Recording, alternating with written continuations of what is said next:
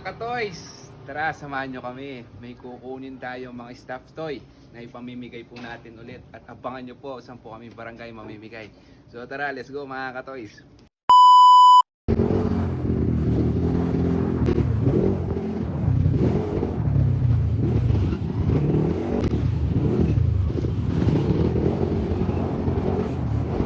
So ayan mga katoys, nandito na tayo. Hintayin po natin yung kabit top po natin. Dito po pala tayo sa Barangay Kamachilis. Okay, mamaya po, abangan nyo po yung next video ko.